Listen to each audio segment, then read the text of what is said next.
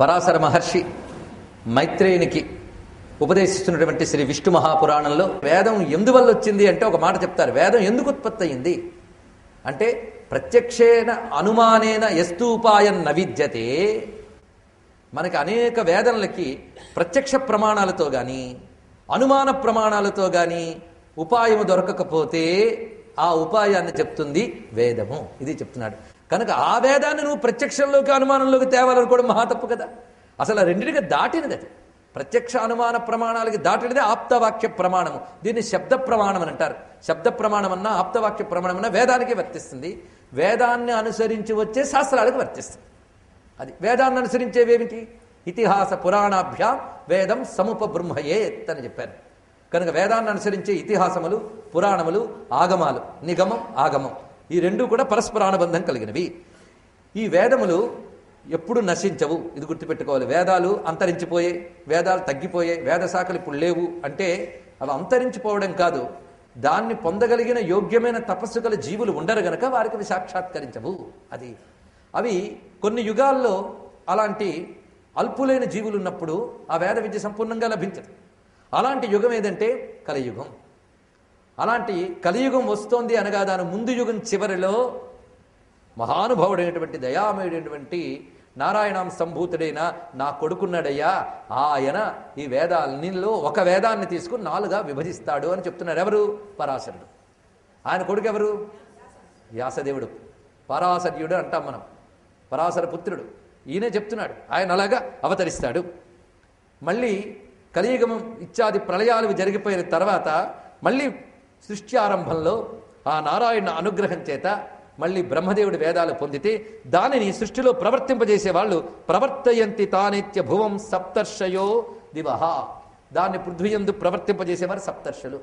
ఇక్కడ సప్తర్షుల గురించి చెప్పేటప్పుడు మనం ధ్రువచరిత్ర చెప్పినప్పుడు నేను సప్తర్షుల గురించి చెప్పాను. కిల విప్లవ ప్రవర్తయంతి తానిత్య భువం సప్తర్షయో దివహ. చతుర్యుగాలు పూర్తయిన వెంటనే వేదాలకి విప్లవం జరుగుతుందన్నాడు. విప్లవము అంటే అవి మార్పు చెందుట, తగ్గుట అని అర్థం. ఇక్కడ నాశనము అని వేదం గురించి అనకూడదు, అందుకే విప్లవము అన్నారు. ఇక్కడ అంటే అవి సంపూర్ణముగా లభించవు. ఎప్పుడు? చతుర్యుగములు అయిపోయిన వెంటనే. యుగాలు అయిపోయిన ప్రతిసారి మహాప్రళయం రాదు, గుర్తుపెట్టుకోండి. మనకు మహాయోగం గురించి చెప్పుకున్నాం కదా, కృతత్రేత ద్వాపర కలియుగాలు. కలియుగం అయిపోయిన వెంటనే మహాప్రళయాలు ఏమీ రావు, చిన్న మార్పులు వచ్చి మళ్ళీ కృతయుగం వచ్చేస్తుంది. మరి ఈ కలియుగం పూర్తయ్యేటప్పటికి వేద విద్య దొరకదు. ఇప్పుడు మనం ఈ పాటైనా ఇంకా చెప్పుకుంటున్న ప్రథమ పాదంలో ఉన్నాం కనుక విష్ణువు గురించో రాముడి గురించో చెప్పండి వింటా అనేవాళ్ళు ఉన్నారు. తర్వాత వాళ్ళు కూడా ఉండరు. అసలు ఉన్నాయని కూడా తెలియనటువంటి వాళ్ళు తయారవుతారు. అలాంటి తరాలని తయారు చేస్తున్నాం కూడా మనమే. ఇప్పుడు బాధలేదు. చిట్ట చివరికి వేదాలు అసలు ఉండవు కదా. ఆ తర్వాత ఏమిటి విషయం అంటే మళ్ళీ ఆ కృతయుగం వచ్చేటప్పటికల్లా ఈ సప్తర్షులు వాటిని ప్రవర్తింపజేస్తారు నాయన. అప్పుడు సంపూర్ణముగా వేదములు లభిస్తాయి అని చెప్తూ ఉంటే అసలు ఈ వేదవ్యాసుని యొక్క అవతార వైభవాన్ని తెలుసుకోవాలి. మైత్రేయుడు అడిగితే పరాశరుడు చెప్తున్నాడు, వేదద్రుమస్య మైత్రేయ శాఖాభేదా సహస్రశ. వేదం అనేది ఒక వృక్షం, దానికి లెక్కలేనటువంటి కొమ్మలున్నాయి, అవే శాఖలు, వేద శాఖలు అంటారు. ఇవి అనంత శాఖలతో ఒకే వేదం ఉంది. అనంతావై వేదాహ అంటే అర్థం వేదాలు ఎన్నో ఉన్నాయని కాదు, వేదములకు శాఖలు ఎన్నో ఉన్నాయి. ఇలా చెప్పడంలో ఉద్దేశం ఏంటంటే ఎన్ని చెప్పినా వేదం ఒకటే అని అర్థం. ఎన్ని శాఖలతో చెప్పినా వేదం ఒకటే. ఆ వేదం అనంత శాఖలతో ఉంటుంది సుమ. ముఖ్యంగా మనం ఎన్నో మన్వంతరాల గురించి మాట్లాడుతూ ఉంటే రాయడానికి పుస్తకాలు చాలు, చెప్పడానికి సమయం చాలదు అని పరాశరుడు అన్నాడండి. ఇప్పుడున్న మన్వంతరం గురించే మనం మాట్లాడదాం. ఇప్పుడున్న మన్వంతరం పేరేమిటి? వైవస్వత మన్వంతరం. ఈ వైవస్వత మన్వంతరంలో ఇప్పటికీ మనకు గడిచిన 28వ మహాయుగం నడుస్తుంది. ఇప్పుడు 28వ మహాయుగం అంటే 27 మహాయుగాలు అయిపోయాయి. 28వ మహాయుగం నడుస్తున్నది. 28 మహాయుగాల్లో 28 ద్వాపర యుగాలు, 28 కలియుగాలు, 28 త్రేతాయుగాలు, 28 కృతయుగాలు అయిపోయాయి. ప్రతి మహాయుగంలోని ద్వాపర యుగంలో ఒక వ్యాసుడు వస్తూ ఉంటాడు. ఎందుకంటే అప్పుడు వచ్చిన కళ్ళు కూడా దుర్లక్షణాలు ఉంటాయి కనుక వాళ్ళ కోసం వేదముల్ని అప్పటి కలియుగానికి ఏది అవసరమో దానికి అనుగుణంగా వేదముల్ని వ్యాసము చేసి అందించే వేద వ్యాసుడు వస్తుంటాడు. ఆయన ఒకడేనా అంటే కాదని చెప్పారు. ఇక్కడ ఇప్పుడున్న వ్యాసుడు వేరు, ఇదివరకు వచ్చిన వ్యాసులు వేరు. ఇప్పటికి ఇలా 28 వ్యాసులు అయ్యారట. అంటే ఇది 28వ మహాయుగం. ఇప్పుడు ఆయన వచ్చేసాడు అప్పటికే. ఎందుకంటే మన కలియుగంలో ఉన్నాం కనుక ఈ మహాయుగంలో మొన్న ద్వాపరంలో వచ్చాడు మహానుభావుడు. ఆయన కృష్ణద్వైపాయనుడు. మన అంతకుముందు ఉన్న 27 మంది పేర్లు కూడా మనకు చెప్పబడి ఉన్నాయి.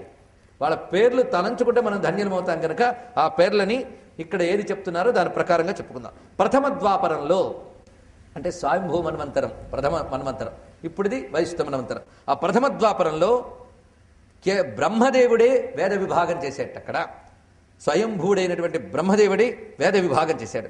రెండవ ద్వాపరంలో ప్రజాపతి అయినటువంటి మనువు వేదవ్యాసుడయ్యాడు. మూడవ ద్వాపరంలో ఉశనుడు అంటే శుక్రాచార్యుల వారు, ఆయన వ్యాసదేవుడు అయ్యాడు. చతుర్థ ద్వాపరంలో బృహస్పతి, ఐదవ ద్వాపరంలో సూర్యభగవానుడు అంటే సవిత అనే పేరుతో సూర్యుడు వేదముల్ని వ్యాసం చేశాడు. ఆరవ ద్వాపరంలో మృత్యుదేవత వ్యాసుడయ్యాడు, ఆయన ధర్మదేవత కదండి, ఆయన చేసేట. ఇక ఏడవ ద్వాపరంలో ఇంద్రుడు వ్యాసుడయ్యాడు.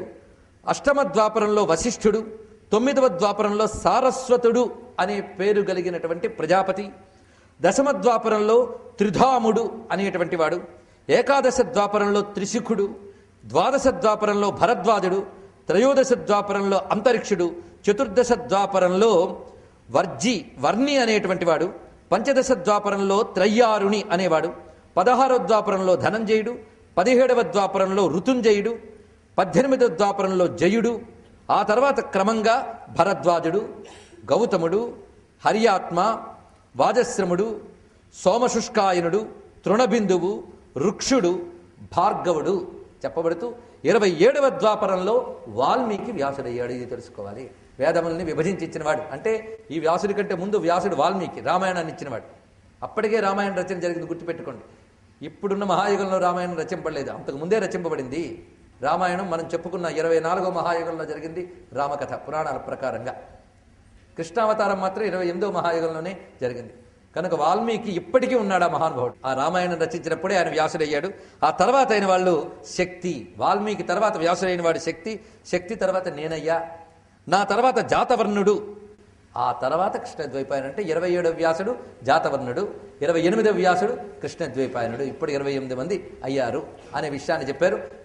మనం ఇప్పటికి వచ్చిన వాళ్ళని తలంచుకుని అన్నిటికంటే ముఖ్యంగా ఈ మనవాడిని తలంచుకోవాలి. మనవాడిని అంటే కృష్ణద్వైపాయన వేదవ్యాసుని స్మరించుకోవాలి అని చెప్పి ఈ కృష్ణద్వైపాయనుడు, మిగిలిన వాళ్ళైతే ఋషులయ్యా, కొందరు ఋషులు, కొందరు బ్రహ్మ అంశతో వచ్చిన వాళ్ళు. కానీ ఈ కృష్ణద్వైపాయనుడు ఎవరో తెలుసా? ఈయన కృష్ణద్వైపాయనం వ్యాసం విద్ధి నారాయణం ప్రభుం. ఇతడు సాక్షాత్ నారాయణావతారము. వేదవ్యాసుడు మాత్రం మనం అనుకుంటున్న కృష్ణద్వైపాయన వేదవ్యాసుడు నారాయణుడు. కోన్యోహి భూ మైత్రేయ మహాభారత కృద్భవేత్. ఆయన నారాయణుడు కాకపోతే మహాభారతాన్ని రచించగలడా అన్నాడు. ఇక్కడ చూడండి, అంటే మహాభారత రచన పట్ల పరాశరుడే అప్పుడు చెప్పాడంటే ఆ మహాభారతం ఎంత గొప్పది, అది నారాయణ అంశ సంభూతుడైన వాడు మాత్రమే రచించగలట. అలాంటి మహాభారతాన్ని రచించినందుకు ఆయన సాక్షాత్ నారాయణుడనే తేలుతున్నది కదా. ఈ నారాయణ స్వరూపుడైన వేదవ్యాసుడు పైల, జైమిని, సుమంత, వైశంపాయన అనే నలుగురికి కూడా ఒక వేదాన్ని 4గా విభజన చేసి నలుగురికి అందించాడు. వారు దాన్ని శిష్య ప్రశిష్యుల ద్వారా వివిధ శాఖలుగా విస్తరింపజేశారు. ఇది వేదము యొక్క స్వరూపము. ఈ దివ్యమైనటువంటి వేద విషయాన్ని ఎవరైతే శ్రవణం చేస్తారో వారికి వేద పురుషుడైన నారాయణ యొక్క అనుగ్రహం లభిస్తున్నది. ఎందుకంటే మనకు వేదాలేవో తెలియకపోయినా ఇప్పుడు వేదాన్ని స్మరించుకున్నాం. ఋగ్యజు సామ అధర్వణ స్వరూపమైనటువంటి వేదముల గురించి ఇక్కడ తెలియజేస్తూ ఇక్కడ వైదికమైన యజ్ఞ విశేషములు మొదలైన వాటిని కూడా వ్యక్తీకరించారు. ఎందుకంటే వాటిని వినడం వల్ల ఆ యజ్ఞములు చెయ్యలేని కాలంలో ఉన్నాం గనక వాటి శ్రవణ స్మరణముల వల్ల ఆ యజ్ఞాచరణ ఫలం లభిస్తుంది. కలవు స్మరణాన్ముక్తి అనే మాటకి ఇది కూడా అర్థం. కలియుగంలో దేశకాల పరిస్థితుల వైపరీత్యాల వల్ల చెయ్యలేకపోతున్న ధర్మాలని వింటే పుణ్యంట. అందుకే ధర్మాలను వినాలి. మనం విన్నా స్మరించినా పుణ్యం లభిస్తుంది కలియుగంలో. ఇతర యుగాల్లో అవకాశం లేదండి. ఎందుకంటే చేసే అవకాశం ఉన్న సమయంలో చెయ్యాలి, చేయడానికి అవకాశం లేని సమయంలో స్మరించాలి. ఈ యుగంలో అంతే, స్మరించుకోవడమే. చేయడానికి ప్రయత్నించామా శాస్త్రాతిక్రమణ దోషాలతో చేసే వాళ్లే ఎక్కువ మంది ఉంటారు కనుక స్మరించి ఆనందించడం మనం చెయ్యాలి. ఇలా చెప్తూ అనేక రకములైన వైదిక యజ్ఞముల యొక్క విశేషాలని కూడా చెప్పారు ఇక్కడ. ఇందులో మనకి హోత, ఉద్గాత, ఆధ్వర్యవం ఇలాంటి మాటలు కనిపిస్తాయి. ఎప్పటికీ మీరు ఆహ్వాన పత్రాలు సభల్లో చూస్తే ఫలానా ఆధ్వర్యంలో ఒక మాట రాస్తారు. ఇది ఎక్కడిది? వేదాల్లో వచ్చింది. ఆధ్వర్యవం, అది ఆధ్వర్యం అనేది తప్పు మాట. ఆధ్వర్యవం అని రాయాలి. అంటే యజ్ఞానికి ప్రధానమైన బాధ్యత వహించేవాడిని ఆధ్వర్యవం అని అంటారు. అలాగే అధర్వవేద మంత్రాలను ఉపయోగించారు ఆధర్వణుడు అని అంటారు. సామగానాన్ని చేసేవాడిని ఉద్గాత అని అంటారు. ఇక యజ్వా, యజుష్మంత్రాలతో యజ్ఞక్రియని చేసేటువంటి వాడు, రుక్కులతో చేసేటువంటి వాడిని ఋత్విక్కు అని మనం చెప్తున్నాం. ఈ మాటలు ఇప్పటికీ మనం వాడుతూ ఉంటాం ఆధ్వర్యంలో అని. ఏ సభ చేసినా చెప్తారండి భారతదేశంలో. అంతేకాదు సభ అనే మాట కూడా యజ్ఞ సభకే సభ అని పేరు. ఇవన్నీ తెలుసుకోవాలి. మన వైదిక సంస్కృతి కనీసం పేర్ల ద్వారానే మిగిలింది. వేదిక, సభ, సభ్యులు, ఆధ్వర్యం, యజ్ఞం, ఇలాంటి మాటలన్నీ ఆఖరికి వేరే మతంతో బతుకుతూ ఆ మతాన్ని రుద్దుదామని ప్రయత్నం చేసిన వాళ్ళు కూడా నీటి గురించి మాట్లాడినప్పుడు జలయజ్ఞం అని అంటారు. ఏం చేస్తారు? ఆ మాటలు ఎక్కడుంది? భారతదేశం తీలం.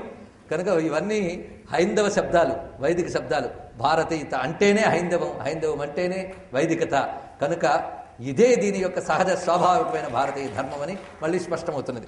ఇలాంటి శబ్దములన్నీ చెప్పిన తర్వాత యజ్ఞస్వరూపుడైన నారాయణ యొక్క దివ్యానుగ్రహం చెప్తూ ఇవన్నీ చెప్పుకోవడానికి మనకు అవకాశం ఉన్న కాలంలో ఉన్నాం. కనీసం పురాణముల ద్వారా వీటిని వింటున్నాం. ఇప్పుడు వేదస్వరూపుడైన నారాయణని చెప్పుకున్నప్పుడు మన గరుడ పురాణంలో అద్భుతమైన ఒక భావం కనిపిస్తుంది. నారాయణుడు వేదవృక్ష స్వరూపుట్ట, వేదవృక్ష స్వరూపుట్ట. ఈ వృక్షాన్ని ఒక్కసారి ధ్యానిద్దాం. ఎందుకంటే బాగా తప్పించిపోయినప్పుడు చెట్టు నీడికి వెళ్తే ఆనందంగా ఉంటుంది, అది సేద తీరుస్తుంది. కనుక ఈ చెట్టును ఒక్కసారి స్మరించి మనందరం సేద తీరుదామండి. ఆ చెట్టు వేదవృక్షమే. ధర్మ దృఢబద్ధములో నిగమ స్కంధ పురాణ శాఖాఢ్య క్రతు కుసుమో మోక్షఫలో మధుసూదన పాదపో జయతి అన్నాడండి. మధుసూదనుడనే చెట్టుట. ఈ చెట్టు ఎలాంటి చెట్టు అంటే దీనికి మూలం ఉండాలి కదా, చెట్టుకు వేరు ఉండాలి. ఏమిటయ్యా వేరు అంటే ధర్మమే దీని వేరు అన్నారు. విష్ణువు అనే చెట్టుకి వేరేమిటి? ధర్మం. ఇది ఎలాంటి వేరు? పాడు కాని వేరు. ధర్మ దృఢబద్ధమూల.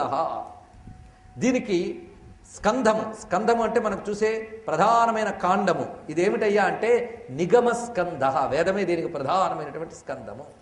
పురాణ శాఖాఢ్య, దీనికి కొమ్మలు ఏమిటయ్యా అంటే పురాణాలు. మరి కుసుమాలు ఏమిటయ్యా అంటే క్రతు కుసుమో అన్నాడు. అంటే ఈ పురాణములు వేదములు చెప్పిన సత్కర్మలు, వీటిని క్రతువు అంటే సత్కర్మ అని అర్థం చేసుకోండి. యజ్ఞం అన్న సత్కర్మ అని అర్థం. కానీ క్రతువులు అంటే వేద పురాణాలు చెప్పిన సత్కర్మల క్రతువులు. ఈ క్రతువులు కుసుమాలుట. మరి ఫలం ఏమిటి? మోక్ష ఫలం అని చెప్పారు. అలాంటి మధుసూదరుడనే వృక్షం ఉన్నది, దానికి నమస్కారం చేసుకుందాం. నమో వృక్షేభ్యో హరికేశేభ్య అన్నప్పుడు ఈ వృక్షాన్నే మనం నమస్కరించుకోవాలి. నమో వృక్షాయచ అన్నప్పుడు ఈ వృక్షం. కనుక వృక్షో రక్షిత రక్షిత అంటే ఈ వృక్షాన్ని రక్షిస్తే ఆ వృక్షం మనల్ని రక్షిస్తుంది. ఏ వృక్షం? ధర్మమూలమైన వేద వృక్షం. ఆ వేద వృక్ష స్వరూపుడైన నారాయణుడు మనల్ని రక్షించుగాక అని చెప్తున్నారు. ఇప్పుడు వేదం తెలియకపోయినా, కర్మలు తెలియకపోయినా నారాయణుడని స్మరిస్తే చాలయ్యా, ఆ కర్మ మనల్ని తరింపజేస్తున్నదని ఒక అభయవచనం పరాశరుడు చెప్తూ, ఈ మాట మొత్తం నరకలోకం అంతటికీ కూడా అథారిటీ ఉన్నటువంటి వాడు ఎవడండి? మహానుభావుడు యముడు. ఆయన చెప్పాడు, నేను చెప్పడం కాదు, ఆయన చెప్పాడు. ఆయన విడిచిపెట్టేస్తాట ఎవరిని? విష్ణు భక్తుల్ని. ఇది ఒక ఘట్టం ఉందయ్యా. ఆ ఘట్టం ఏంటంటే, ఒకప్పుడు భీష్మ పితామహుడు, ఆయన ధర్మాలన్నింటికీ చాలా పెద్ద ఆచార్యులు కదండి. ఆ భీష్మ పితామహుడు ఒకప్పుడు తన యొక్క గృహంలో ఉండగా ఒక మహానుభావుడైనటువంటి కళింగ దేశానికి సంబంధించిన ఒక యోగీశ్వరుడు చెట్ట. వెంటనే భీష్మ పితామహుడు ఆయనకు నమస్కారం చేశాడు. పెద్దలు కనిపిస్తే ఆ విధంగా అభివాదనం చేయడం భారతీయ సంప్రదాయం. అలా ఎవరైతే నమస్కరిస్తారో వాళ్ళకి జ్ఞానం వస్తుంది. ఆ కాళింగుడు అంటే కళింగ దేశ సంబంధుడైన యోగిని ఈయన అడిగేట, స్వామి ఉత్తమమైన కర్మ ఏమిటి? మీరు చాలా సిద్ధపురుషులు కదా అంటే, అవునైనా నేను అనేక లోకాలు కూడా చూశానన్నాడు. ఓహో, చాలా లోకాలు చూశారు కదా, అసలు ఈ పాపలోకాల ప్రసక్తి గురించి కొంచెం చెప్తారా అన్నట్టండి. ఎందుకంటే అడక్కడక అదే అడగాలి, పుణ్యలోకం గురించి అడగచ్చు కదా. ఇదే ఎందుకు అడిగాడంటే, మనం దేని నుంచి బయటపడాలని ప్రయత్నిస్తున్నామో దాని గురించి బాగా తెలుసుకుంటే బయటపడే ప్రయత్నం బాగా చేస్తాం. ఈ అడిగితే ఆయన ఒక మాట చెప్పాడు. నేను వెళ్ళిన సందర్భంలో యముడు ఒక సభ పెట్టాడయ్యా. ఆ సభ పెట్టి తన కింకరులందరికీ కొన్ని ఆర్డర్స్ ఇస్తున్నాడు. ఎందుకంటే ఆయన వాళ్ళని పంపిస్తూ ఉంటాడు తీసుకురావడానికి జీవుల దగ్గరికి. ఆ కింకరులు ఎంతమంది ఉన్నారో వాళ్ళందరినీ కూర్చోబెట్టి సభ పెట్టేట. సభ పెట్టి వాళ్ళకు కొన్ని ఆర్డర్స్ చెప్తున్నాడు. మీరు ఎవరి దగ్గరికి వెళ్ళాలి, ఎవరి దగ్గరికి వెళ్ళకూడదు చెప్తున్నాడు. అది మనం తెలుసుకోవాల్సిన అద్భుతమైన మాటలు. ఇది భీష్మునికి ఈ కాళింగ యోగి చెప్పాడు అని పరాశరుడు మైత్రేయుడికి చెప్తున్నాడు. స్వపురుషం అభివీక్ష పాసహస్తం అంటే పాసహస్తము ధరించినటువంటి తన కింకరుల్ని చూసి అంటున్నాడు, పరిహర మధుసూదన ప్రపన్నాన్ ప్రభురహమన్యనుణాం నవైష్ణవానా. పరిహర మధుసూదన ప్రపన్న, మధుసూదరుణ్ణే శరణు వేడినటువంటి వారిని మీరు విడిచిపెట్టండి, వాళ్ళ జోలికి వెళ్ళద్దు. వాళ్ళ మీద నాకు అథారిటీ లేదు. కనుక వైష్ణవులు అంటే మతం పుచ్చుకున్న వాళ్ళని అర్థం కాదు, ఇక్కడ విష్ణు భక్తులు అని అర్థము. విష్ణుమయులైనటువంటి వారు ఎవరైతే ఉన్నారో వారి జోలికి మీరు వెళ్ళవద్దు, వాళ్ళ మీద నాకు అథారిటీ లేదు. పైగా నేను ఎవరిని, ఆ నారాయణుడు నియమించాడు నన్ను, ఆయన చేత నియమింపబడ్డ వాడిని, ఆయన ఏ రూల్స్ చెప్పాడో వాటిని నేను ఇక్కడ అమలు పరుస్తూ ఉంటాను. అంతేగాని నా అంతటి నేను నియమాలు ఏర్పరిచేవాడిని కాను. ఆయన ఏర్పరిచిన నియమాన్ని నేను నియమింపజేస్తుంటా. కనుక ఆయన చేత నియమింపబడ్డ యముణ్ణి నేను. ఆ కారణం చేత హరిగురు వసగోస్మిన స్వతంత్ర, నేను ఆయనకి వశ్యుణ్ణి. ఎవరికి? హరిగురు వసగ, హరియే నా గురువు, ఆయనకి నేను వశ్యుణ్ణి. న స్వతంత్ర, నేను స్వతంత్రుణ్ణి కాను. ప్రభవతి సంయమనే మమాపి విష్ణు, నేనందరినీ నియమిస్తానా, నన్ను ఆయన నియమిస్తాడు అన్నాడు. ఇక్కడ నన్ను కంట్రోల్ చేసేవాడు ఆయన, నేను జగత్తును కంట్రోల్ చేస్తాను. అందుకు ఎటువంటి వారు అంటే సర్వ జగతిని విష్ణుమయంగా చూసే విష్ణు భక్తులున్నారే, వాళ్ళ జోలికి వెళ్ళవద్దు అని చెప్పి, క్షితితల మర పరమాణవో నీలాంతే పునరపి యాంతి యథైకతాన్ ధరిత్ర్య. ఒక పెద్ద గాలి వీచినప్పుడు అక్కడ ఉన్నటువంటి వస్తువులన్నీ పైకి ఎగురుతాయి, మళ్ళీ ఆ గాలి ఉపశమించిన తర్వాత అవన్నీ కిందకి దిగుతాయి. కనుక నారాయణుడు తన సంకల్పం అనే దాన్ని చూపించిన వెంటనే జగత్తంతా ఆవిర్భవిస్తుంది, మళ్ళీ ఆయన అనగించగానే ఇవన్నీ కిందకి వెళ్ళిపోతాయి సుమ. కనుక సర్వ జగత్తుని ఈ విధంగా సంచరింపజేస్తున్నవాడు ఆయన. హరిమమరగణార్చితంఘ్రి పద్మం ప్రణమతి యః పరమార్థతో హిమర్చ తమపగత సమస్త పాపబంధం వ్రజ పరిహృత్య యథాగ్ని మాజ్యసిక్తం. దేవతలు సైతం అర్చించే దివ్య పదములు కలిగినటువంటి ఆ నారాయణ్ణి ఎవడు నమస్కరిస్తున్నాడో వాడి జోలికి మీరు వెళ్ళవద్దు. అగ్నిని చూసి దూరంగా ఎలా వెళ్ళిపోతారో అతన్ని చూసి మీరు ఎలా దూరంగా వెళ్ళిపోవాలి అంటే, ఇది యమవచనం నిశమ్య. యముడు చెప్పిన ఈ మాటలు విన్నటువంటి కింకరులు అప్పుడు అడిగట, విష్ణు భక్తుని ఎలా పోల్చుకోవాలి? అదొకటి కదా. అంటే ఎలా ఉంటాడో విష్ణు భక్తుడు చెప్తున్నాడు. ఎలా ఉంటాడో ఈయన వర్ణించింది మనం ఎందుకు చెప్పుకోవడం? ఎలా ఉండాలో తెలుసుకోవడానికి. అది ఎలా ఉంటాడో అనే వర్ణన బట్టి ఎలా ఉండాలో తెలుసుకుంటాం. అలా ఉండడానికి ప్రయత్నించాలి. వెంటనే ఇది విన్న వెంటనే ఏమనిపిస్తుంది? అబ్బే అంత స్థితి మనకి ఎక్కడండి అని వెంటనే అనిపిస్తుంది కదా. ఏదో హరి అంటే స్వర్గానికి వెళ్తాడన్నారు కనుక పర్వాలేదు, మరి అంతేసి అంటే ఆ స్థితి అంత కష్టం అండి అని కాదు. ప్రయత్నించాలి, మన ప్రయత్న లోపం లేకుండా చేయాలి. మన ప్రయత్న లోపం లేకుండా చేస్తే పరమేశ్వరుడు అనుగ్రహంలో లోపం లేకుండా మనకి కృప చూపిస్తాడు. అందుకు ఎలా ఉంటాడో చూడండి విష్ణు భక్తుడు.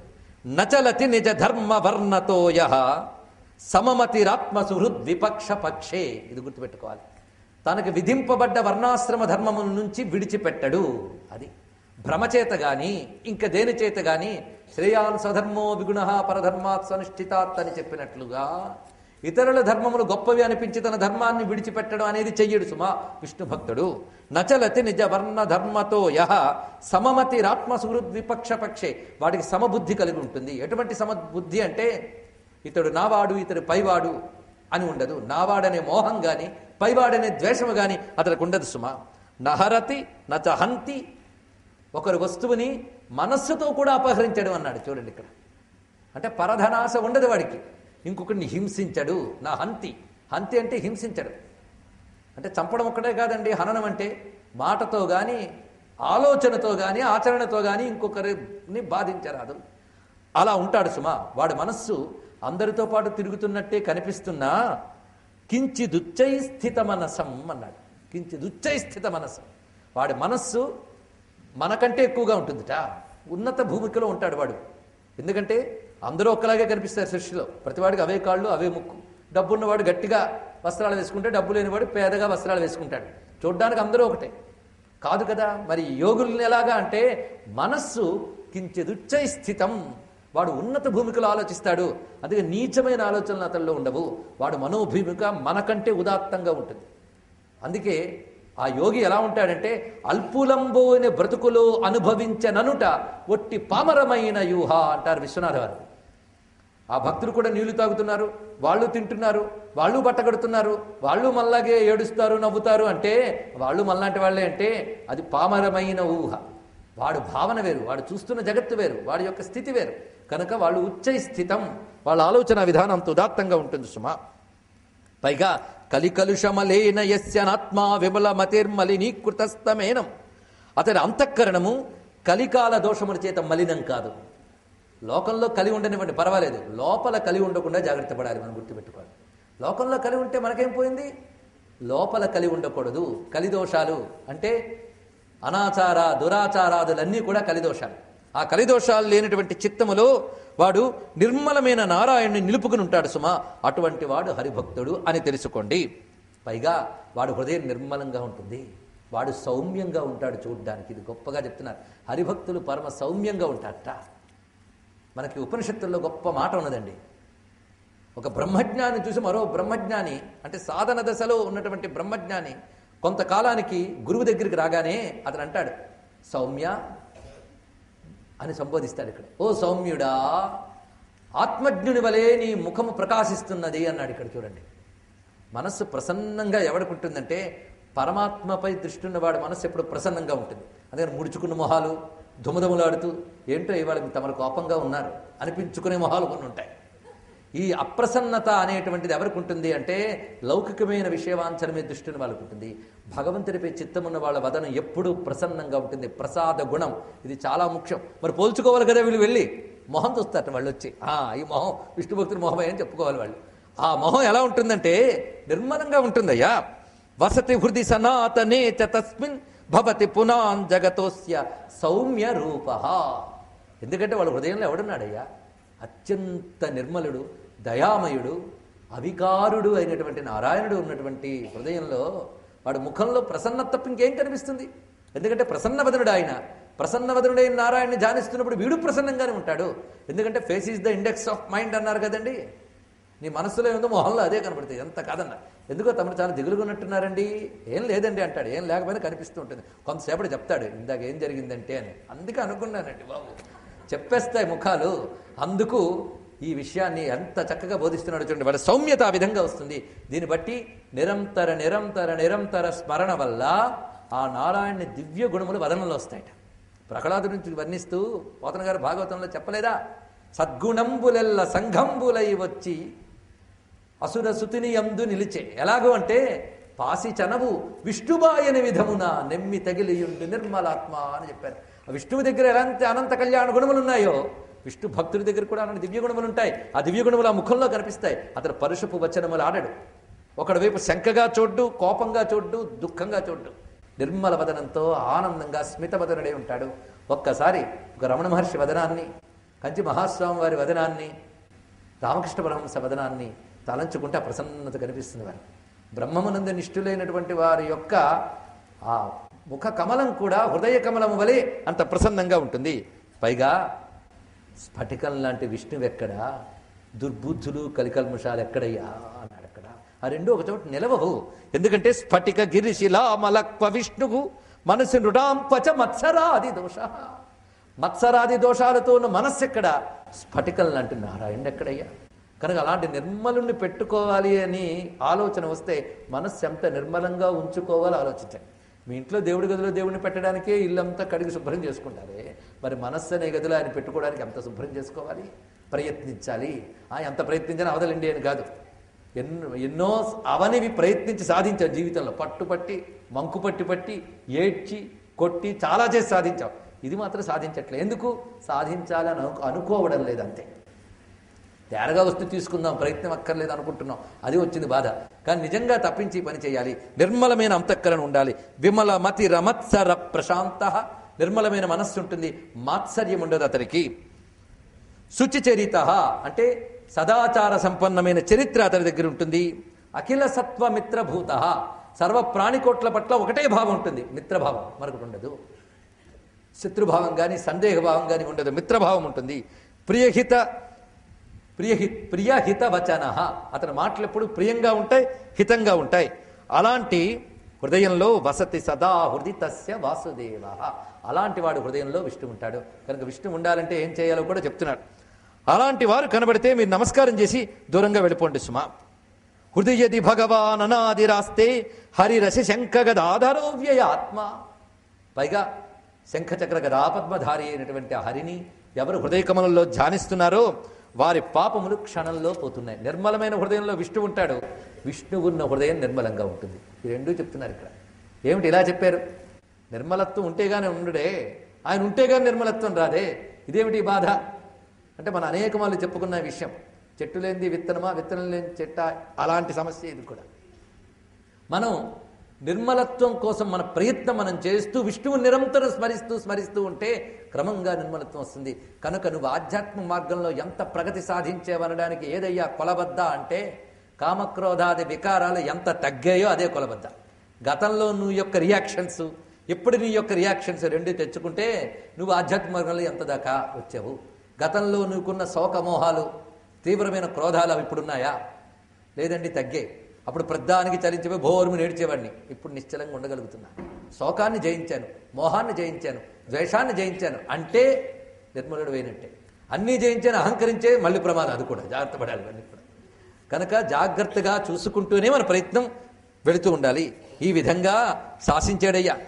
యమనియమ విధూత కల్మషాణం అనుదిన మత్స్యత సక్త మానసానం అపగత మదమాన మత్సరాణం వ్రజభట దూరతరేణ మానవానాం. యమ నియమ విధూత కల్మషాణం, యమ నియమాల ద్వారా పాపాలను పోగొట్టుకుంటారు వాళ్ళు అన్నారు ఇక్కడ. ఎందుకంటే వాళ్ళు మానవులుగానే పుట్టారు, వాళ్ళకి పాపాలు ఉన్నాయి. కానీ వాళ్ళు ఏం చేశారంటే యమ నియమాల ద్వారా మనస్సును శుద్ధి చేసుకున్నారు. అలా చేసుకుంటారు వారు. అనుదినం అచ్యుత సక్త మానసానం, అనుదినం అంటే విడిచిపెట్టకుండా ప్రతిరోజు కూడా అచ్యుతుని యందే మనస్సు పెట్టినటువంటి వాళ్ళు, అటువంటి వారిని విడిచిపెట్టి మీరు దూరంగా వచ్చేయండి. పైగా వాళ్ళకి బంగారం పెట్టినా గడ్డి ఎదురుగా పెట్టినా రెండింటిని ఒక్కలాగే చూస్తారు సుమా. కనకమపి రహస్య వేక్ష బుద్ధ్య తృణమివ యః సమవైతి వై సరస్వ భవతి చ భగవత్యనన్యచేతాః పురుషవరం తమవేహి విష్ణు భక్తం. పరస్వం అంటే పరుల సొమ్ముని ఏమాత్రం ఆశించని వాళ్ళు, ఎదురుగా మట్టి బంగారం పెట్టిన రెండింటినీ సమానంగా చూడగలిగిన వాళ్ళు. దీన్నే సమలోష్టాస్మ కాంచన ఇత్యాది శబ్దములు చెప్తున్నారు. ఆ దృష్టి కావాలి. బంగారం చూడగానే మన కళ్ళు మెరుస్తాయి, అది మెరుస్తుందో తర్వాత. అటువంటి స్థితిలో ఉన్నటువంటి వాడు. ఇలాగా దివ్య గుణములన్నీ ఇక్కడ వివరించారండి. మనం చెప్పుకున్న ప్రహ్లాద గుణముల్లో చెప్పాం కనుక వాటి ఎక్కువ విశేషణాలు వెళ్లకుండా, ఆ భక్తులు మరొకటి, వాళ్ళు ఎక్కడున్నా ఆనందంగా వాళ్ళ నోటి నుంచి కొన్ని మాటలు వినబడతాయి. దాన్ని బట్టి కూడా మీరు పోల్చుకోవచ్చు. ఏమిటి ఆ మాటలు అంటే, కమలనయన వాసుదేవ విష్ణు ధరణిధరాచ్యుత శంఖ చక్రపాణి భవశరణమితీరయంతి ఏవై చజభట దూరతరేణ తాన పాపాన్. వాళ్ళ నోటి నుంచి మాటి మాటికి కమలనయన వాసుదేవ విష్ణు ధరణీధర అచ్యుత శంఖచక్ర గదాధర అని నారాయణ నామాలు మాటి మాటికి ఎలుగెత్తి అరుస్తూ ఉంటారు. పలుకు నొక్క చోట పరమేశు కేశవు ప్రణయ హర్ష జనిత బాష్ప సలిత్ల మిలిత పులకుడై అని వర్ణించారు కదా ప్రహ్లాదుడి గురించి. వాళ్ళు ఒళ్ళు పులకించిపోయి హరినామాన్ని ప్రేమగా అంటారట. ప్రేమ ముప్పిరుగుని వేళ నామము పలికేవారని చెప్పినట్లుగా వాళ్ళు ఆ ప్రేమతో పలుకుతూ ఉంటారు. అటువంటి మహానుభావుల్ని మీరు చెనకరాదు, వందనీయులు చెనకంగవలదు వారి అని శ్రీనాథ మహాకవి కూడా ఇదే విషయాన్ని ఒక చోట ప్రస్తావన చేస్తున్నారు. ఈ విధంగా వాళ్ళని శాసించి, వసతి మనసి యస్య సౌవ్యయాత్మ పురుషవరస్య తస్య దృష్టిపాతే తవగతిరథవా మమాస్తి చక్ర ప్రతిహత వీర్య బలస్య సౌన్యలోక్య. వాడి దగ్గరికి మిమ్మల్ని వెళ్ళొద్దని చెప్పడమే కాదు, నేను కూడా వెళ్ళలేను సుమా వాళ్ళ దగ్గరికి. ఎందుకంటే వాళ్ళ చుట్టూ వాళ్లలో చక్రధరుడున్నాడయ్యా, సుదర్శన పాణి ఉన్నాడు. ఆయన తేజస్సు దగ్గర నా తేజస్సు కానీ మీ తేజస్సు కానీ చాలవు సుమా. యముడి బలం కూడా విష్ణు బలం ముందు సరిపోదు. అందుకే వారి జోలికి నేను వెళ్ళను. ఇది అందుకే తర్జనం యమదూతానాం రామ రామేతి గర్జనం అని చెప్పడంలో విశేషం ఇది. ఈ విధంగా శాసించాడయ్యా అని చెప్పి ఇది విష్ణువు యొక్క మహిమ అని చెప్తే మైత్రేయుడు పరవశించిపోయాడు. మళ్ళీ ప్రశ్నించట, భగవన్ అంటే ఓ జ్ఞాన సంపన్న భగవాన్ దేవ సంసార విజిగీషుభి. ఓ భగవానుడైన దేవదేవుడైన నారాయణుడు ఈ సంసారం నుంచి బయటపడాలనుకునే మానవుల చేత ఎలా ఆరాధింపబడతాడు అంటే, ఈ సంసారం నుంచి బయటపడాలని నిజంగా నీకు తపనుంటే, ఇది చెప్తున్నాడు ఇక్కడ, ఉంటే నారాయణ్ణి ఆరాధించాలి. ఎలా ఆరాధించాలి? ఇది సాధనకు సంబంధించిన అంశములే ఇక్కడి నుంచి మనం చెప్పుకుంటున్నాం. నిజంగా సాధించాలనుకునే వాళ్ళకి కథాకాలక్షేప దృష్టి పక్కన పెట్టండి. సాధన కోసం ఏం చేయాలి, నిజంగా విష్ణు అనుగ్రహం కావాలంటే మనం ఏం చేయాలి, ఎలా ఆరాధించాలా అన్ని. సమాక్షాహి జగన్నాథో విష్ణురారాధ్యతే యథ. జగన్నాథుడైన విష్ణువు ఎలా ఆరాధింపబడతారో చెప్తారా. ఆరాధితాచ్చ గోవిందాద్ ఆరాధన పరైర్నరై యత్ప్రాప్తితే ఫలం శ్రోతుం తచ్చేచ్ఛామి మహాముని. హరిని ఆరాధించిన వారు ఏ ఫలాన్ని పొందుతారో కూడా నాకు వివరించి చెప్పండి అన్నాడు మైత్రేయుడు. పరాశరుడు చెప్తున్నాడు, గొప్ప ప్రశ్న అడిగేవయ్యా అన్నాడు. నిజంగా తరించదలుచుకున్నవాడు ఇలాంటి ప్రశ్నలు అడుగుతాడు. యత్పృచ్చతి భవానే తత్ సగరేణ మహాత్మన. నువ్వు ఎలా అడిగేవో ఒకప్పుడు సగరుడు అనే చక్రవర్తి ఔర్వుడు అనే మహాత్ముని అడిగేట. చూడండి పరాశరుడు ఎలా చెప్తున్నాడు, నేను చెప్తా విను అనట్లే. ఒకప్పుడు ఔర్వుడు అనే మహాముని సగరుడు ఇదే ప్రశ్న అడిగితే చెప్పాడు, అది నాకు గుర్తున్నది, అదే నీకు చెప్తున్నాను. అంటే ఏవం పరంపరా ప్రాప్తం, ఋషులు చెప్పిన మాటని ఈ ఋషి చెప్తున్నాడు. అంతేగాని పరాశరుడు నువ్వు అడిగే కనుక కొత్తగా నీ కోసం తయారు చేస్తానయ్యా అనట్లేదు. ఇక్కడ ఈ మధ్య కొత్త కొత్త మార్గాలు తయారు చేసే గురువులు చాలామంది తయారయ్యారు. కానీ సనాతనమైన మార్గమే ఎప్పుడైనా గొప్పది. అందుకే ఏది సనాతనము, ఏది పరంపరాగతం అయినదో ఆ ధర్మాన్ని ఇక్కడ నేను చెప్తున్నాను. ఔర్వుడు అనేవాడు సగరునికి చెప్పినటువంటిది వివరిస్తున్నాను. ఫలంచారాధితే విష్ణు యత్పుంసామభిజాయతే. ఇక వచ్చిన ఫలములున్నాయా అది కూడా తెలియజేస్తున్నాను విన్నాయన. విష్ణువుని ఆరాధిస్తే వచ్చే ఫలాల ముందు చెప్తున్నాడు. భౌమం మనోరథం, స్వర్గం, స్వర్గివంజంచ యత్పదం. 3 చెప్తున్నాడు విష్ణువుని ఆరాధించడం వల్ల వచ్చే ఫలితాలు. ముందు భౌమం మనోరథం. భౌమం అంటే భూమికి సంబంధించిన మనోరథం, కోరికలు. ఇవి మనకు చాలా నచ్చుతాయి తర్వాత వాటికంటే. ఎందుకంటే స్వర్గ నరకాల మీద ఇప్పుడు నిజానికి ఎవరికి భయమే లేదు. ఎందుకంటే ఉన్నాయో లేదు ఎవడు చూడొచ్చాడని అందరికీ ప్రస్తుతం కనబడుతున్నదే కావాలి. ఆ తొందరే కనుక విష్ణు ఆరాధన వల్ల భౌమం మనోరథం, భూమికి సంబంధించిన కోరికలు కూడా తీరుతాయి. అది చెప్తున్నాడు. ఆ తర్వాత స్వర్గం. స్వర్గము అంటే దుఃఖ స్పర్శ లేని సుఖము అని అర్థం అండి. స్వర్గం అనే మాటకి ఇదే అర్థం. కనుక అటువంటి ఆనందము, ఊర్ధ్వలోకాల్లో పొందే ఆనందం స్వర్గం. 3వది ఏమిటి అంటే స్వర్గివంజంచ యత్పదం. స్వర్గంలో ఉన్నవారు కూడా ఏ పదం గొప్పదని భావిస్తారో అది కూడా లభిస్తుంది. 3 చెప్పారండి. ముందు భౌమము అంటే ఇహలోక సుఖాలు, స్వర్గం అంటే ఊర్ధ్వలోక సుఖాలు. ఊర్ధ్వలోకాల్లో ఉన్న దేవతలు కూడా ఏది గొప్ప సుఖం అంటారో అదిట. ఏదది? మోక్షం. మోక్షం ఊర్ధ్వలోకాల్లో దొరికే కంటే ఉన్న గొప్ప స్థితి. దీని గురించి చెప్పగలిగే మతం భూమి మీద హిందూ మతం మాత్రమే. ఇది గుర్తుపెట్టుకోండి. ఇతర లోకాలు ఒకటే చెప్తాయి, పాపం చేసావా గో టు హెల్, పుణ్యం చేసావా గో టు హెవెన్. ఇంతకు తప్ప మరొకటి తెలియదు వాళ్ళకి పాపం. కానీ లోకాలోకాలకు అతీతమైన మోక్షం గురించి ప్రస్తావన చేయగలిగేటువంటి గొప్ప మతం హిందూ మతం, వైదిక మతం. అది ఈ మతంలోనే. కనుక దీన్ని బట్టి ఒకటి తెలిసింది ఏంటంటే మోక్షం కావాలనుకునేవాడికి గతి హిందూ మతం మాత్రమే అని ప్రస్తావన జరుగుతున్నది. అంతేకాదు మిగిలినవి లేవా అంటే అవి ఉండేట. భౌమం మనోరథం, భూమిలో మనోరథాలు తీరుతున్నాయి, పరలోకాల్లో సుఖాలు వస్తున్నాయి. అసలు ఈ సుఖాల మీద విరక్తితో, భగవంతుడి మీద రక్తితో ఆరాధించేవాడికి ముక్తి లభిస్తున్నది. కనుక నీ యొక్క మనస్థితి బట్టి నీకేది ఇవ్వాలా అని ఇస్తున్నాడు. మన ధ్రువచరిత్రలో ఏం చెప్పుకున్నాం? గత జన్మలో కోరిక కూడా గుర్తుపెట్టుకుని మృతి ఇచ్చేశాడు. వాడు మర్చిపోయి ఉండొచ్చు, కానీ వాడి లోపల వాసనగా అంత బలంగా ఉంది కనుక తను అద్భుతంగా తెచ్చాడు అక్కడ. అది చెప్తి ప్రాప్నోత్యారాధితే విష్ణు నిర్వాణమపి చోత్తమం. ఇతర దేవత ఆరాధనలన్నీ కూడా ఇహలోక సుఖాలు ఇవ్వచ్చు, పరలోక సుఖాలు ఇవ్వచ్చు, కానీ ముక్తి ఇచ్చేది విష్ణువారాధన మాత్రమే సుమ. యజ్జదిచ్చతి యావచ్చ ఫలమారాధితేచ్యుతే తత్తదాప్నోతి రాజేంద్ర భూరి స్వల్పమథాపివ. నువ్వు కోరుకునే కోరిక స్వల్పం కావచ్చు, అధికం కావచ్చు, కానీ ఎలా నువ్వు ఆరాధించినా అది స్వల్పమైనా సరే అధికమైనా సరే విష్ణువారాధన ఎప్పుడు సఫలమే. ఇది గుర్తుపెట్టుకోండి.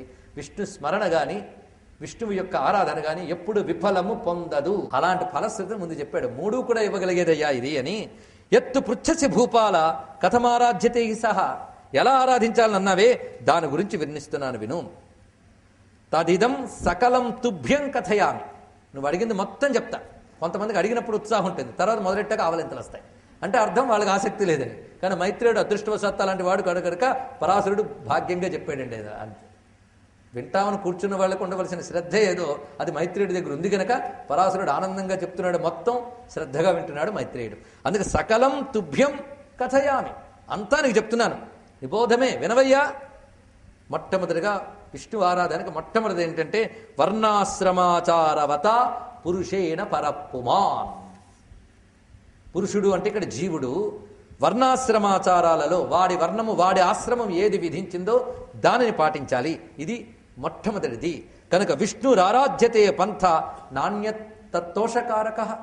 వర్ణాశ్రమ విధుల్ని అతిక్రమించినదేదీ కూడా విష్ణువుని సంతోషింపజేయలేదు. ఏ వర్ణము వారు, ఏ ఆశ్రమం వారు వారికి పరంపరాగతమైన ధర్మాన్ని అనుసరించాలి. యజన్ యజ్ఞా యజత్యేనం జపత్యేనం జపన్ నృప ఘనం స్తధాన్యాన్ హినస్థ్యేనం సర్వభూతో యతో హరి. హరి గురించి ఆరాధించినప్పుడు ఒక్కటి స్పృహలో పెట్టుకోవాలి. విష్ణువు ఎక్కడో ఒక లోకంలో ఉన్నాడని మాత్రమే అనుకోకూడదు. సర్వభూత గతో హరికి, సర్వభూతములందు వ్యాపించిన వాడు హరి అనే స్పృహతో వర్ణాశ్రమాచారవంతుడై వారికి విధింపబడ్డ పద్ధతుల్లో యజ్ఞము చెయ్యాలి. యజ్ఞము అంటే ఆరాధన, త్యాగపూర్వకమైన కర్మ, ఇది ఆచరించాలి. దాని తర్వాత గొప్ప యజ్ఞం ఎన్ని చేసినా ఈ యజ్ఞం మాత్రం మర్చిపోకూడదుట.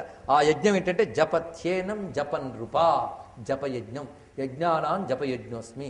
అంతకు మించిన యజ్ఞం మరొకటి లేదండి, బాగా గుర్తుపెట్టుకోండి. గొప్ప యజ్ఞం ఏదయ్యా అంటే జపయజ్ఞం. జపం అంటే భగవంతుని దివ్య మంత్రాన్ని, దివ్య నామాలని నిరంతరం జపించుట. ఈ యజ్ఞం చేయాలి. ఈ యజ్ఞం చేస్తూ ఏ ఒక్కరిని హింసించరాదు. మాటతో గాని చేతతో గాని ఏ ఒక్కరిని బాధ పెట్టకూడదట. ఎందుకంటే సర్వభూతమయో హరిహి, సర్వభూతములందు హరి ఉన్నాడని తెలుసుకుని ఏ ఒక్కరిని వేదన పాలు చేయరాదు. తస్మాత్ సదాచారవత, ఇది చాలా ముఖ్యమైన మాట చెప్తున్నాడు. సదాచారవంతుడైన పురుషుడు మాత్రమే తన యొక్క సదాచారముతో కూడిన స్వధర్మముతో విష్ణువుని ఆరాధిస్తున్నాడు. అంతేగాని విష్ణువారాధన గురించి చెప్పారంటే పువ్వులేవి తేవాలి, దీపాలు ఎన్నివి పెట్టాలి, కుడివైపు పెట్టాలా ఎడమవైపు పెట్టాలా, చందనం తీసేటప్పుడు ఎడమవైపు తిప్పాలా కుడివైపు తిప్పాలా, ఇట్లాంటివి లిస్టు చెప్తాడని మనం అందరం అనుకున్నా. చెప్పట్లేదు ఆయన. చూడండి, మనం ఏది చేయడానికి పెద్ద ఇష్టపడమో అవన్నీ చెప్తున్నాడు ఇక్కడ. అవి చెయ్యాలని ఏమిటి? విధింపబడ్డ సదాచారాన్ని పాటించాలి. సదాచారవంతులై స్వధర్మానుష్ఠాన పరులైతే అదే విష్ణువుకి ఆరాధన. గీతలో స్వామి ఏం చెప్పాడండి? స్వకర్మణ తమభ్యర్చ్య సిద్ధిం విందతి మానవ. అయ్యా మీరు గీత చెప్తున్నారు, విష్ణు పురాణం చెప్తున్నారు, మీరు అనొచ్చు.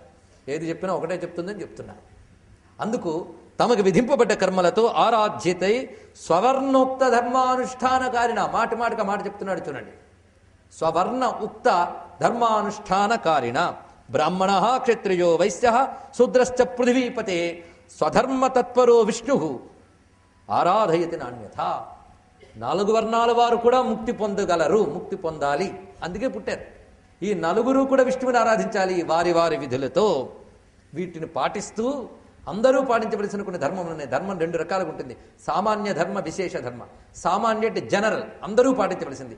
విశేష ధర్మములు అంటే కొందరికి ప్రత్యేకంగా ఉంటాయి. ఈ వర్ణం వారికి ఇది విధి, ఈ వర్ణం వారికి ఇది నిషేధం అని చెప్తూ.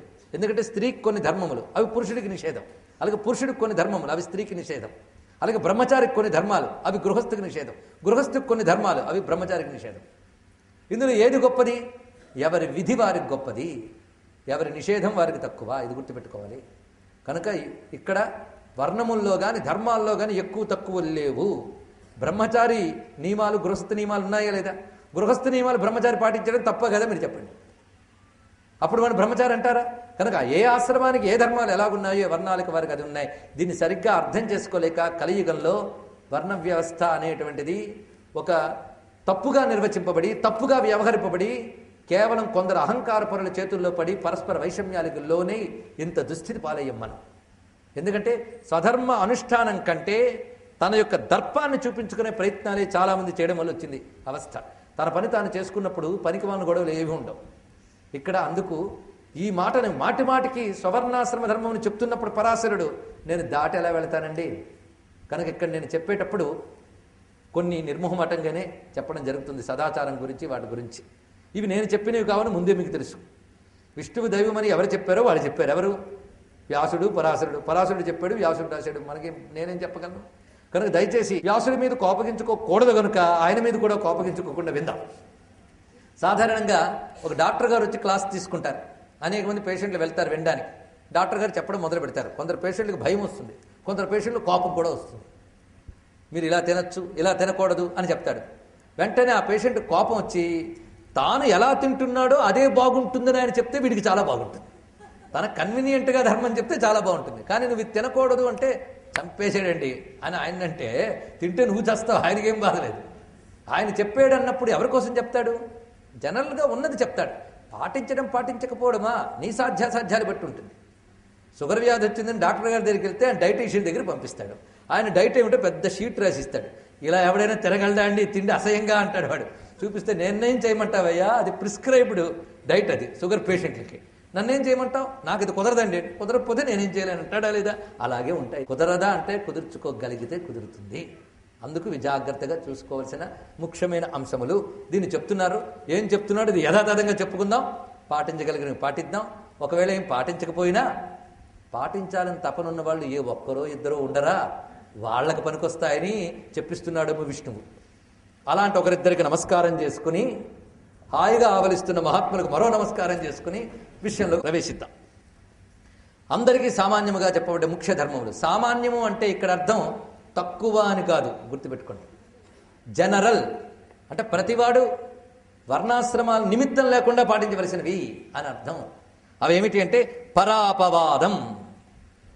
పరాపవాదం అంటే ఇతరుల చెడు గురించి చర్చించుట, అది ఎప్పుడూ కూడదు, గుర్తుపెట్టుకోండి. పరాపవాదం. పైశూన్యం. పైశూన్యం అంటే కొండాలి చెప్పడం. అంటే వాడు ఏం చేసాడు చూసావా అని వాడి గురించి ఫిర్యాదులు చేస్తూ ఉంటారే కొంతమంది. పైశూన్యం. అనృతంచ, అసత్యము ఆడరాదు. అంతేకాదు మాట ఎలా ఉండాలంటే ఇంకొకరికి ఉద్వేగకరంగా ఉండరాదు. ఇలా మాట్లాడితే ఎవరు సంతోషిస్తారు?